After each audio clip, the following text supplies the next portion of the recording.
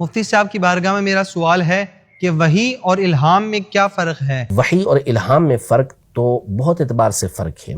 Number ایک، وحی جو ہوتی ہے وہ انبیاء کرام علیہ السلام کے ساتھ خاص ہے، غیر نبی کو کبھی وحی نہیں ہو سکتی۔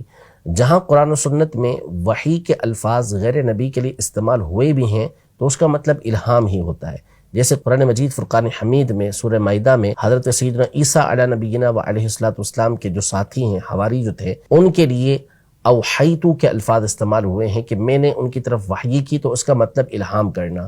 موسیٰ علیہ نبینا و علیہ السلام کی والدہ کے لیے سورہ طٰہٰ اور سورہ قصص کے اندر یہ الفاظ استعمال ہوئے اوحینا کے، کہ ہم نے ان کی طرف الہام کیا ہے۔ وحی کا لفظ اور اس کا معنی الہام ہے۔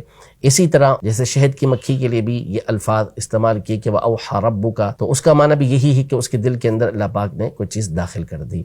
تو جو وحی ہوتی ہے وہ انبیاء کرام علیہ السلام کے ساتھ خاص ہوتی ہے، غیر نبی کو وحی نہیں ہو سکتی، کیونکہ وحی کا مطلب یہ ہوتا ہے کہ وہ کلام کہ جو اللہ تبارک و تعالیٰ نے اپنے کسی نبی علیہ السلام پر نازل کیا ہو، ان کے اوپر جو کلام نازل ہوا، ان سے جو کلام کیا گیا، اس کو وحی کہا جاتا ہے، جبکہ الہام یہ اس طرح نہیں ہوتا۔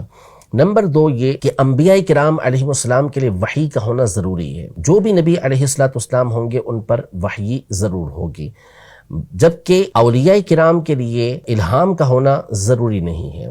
اللہ نے جس کو اپنا ولی بنایا اس پر الہام بھی ہو یہ لازم نہیں ہے۔